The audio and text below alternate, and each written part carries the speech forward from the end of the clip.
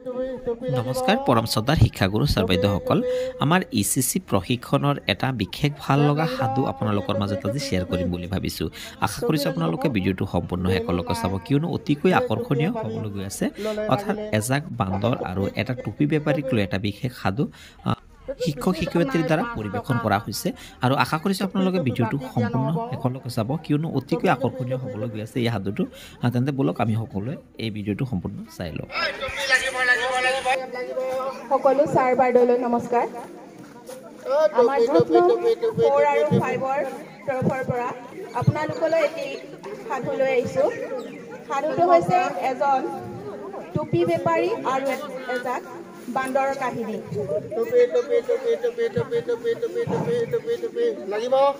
এদিন এজন টুপি বেপাৰীয়ে কেইটামান টুপি টুকুৰিত ভৰাই লৈ বেচিবলৈ ওলাই আহিছিল ৰাস্তাই ৰাস্তাই টুপি বেছি ফুৰিছিল এনেকৈ টুপি বেছি ফুৰোঁতে তেওঁৰ বৰ ভাগৰ লাগিলত এজোপা গছৰ ছাঁত জিৰাবলৈ বুলি বহি ল'লে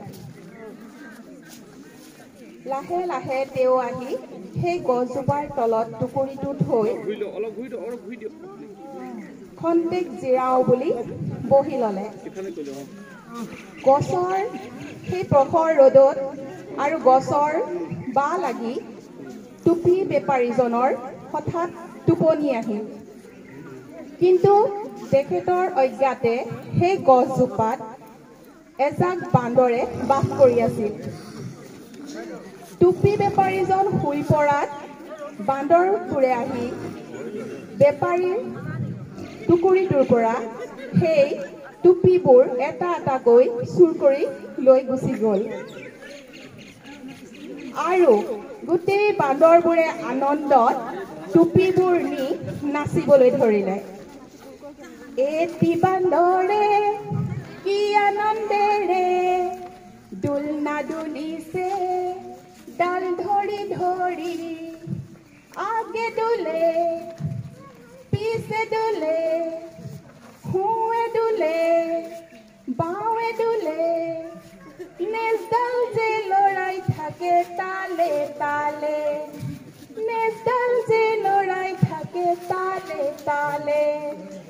এটি বান্দৰে কি আনন্দেৰে দোলনা দুলিছে ডাল ধৰি ধৰি এইদৰে বান্দৰবোৰে আনন্দতে টুপিবোৰ লৈ ইফাল সিফাল দৌৰি গছৰ ওপৰলৈ উঠিবলৈ ধৰিলে তেনেতে ভাগৰুৱা পথিকজন বেপাৰীজন সাৰ পাই চকমক খাই সাৰ পাই তেওঁ টুকুৰিটো বিচাৰিলে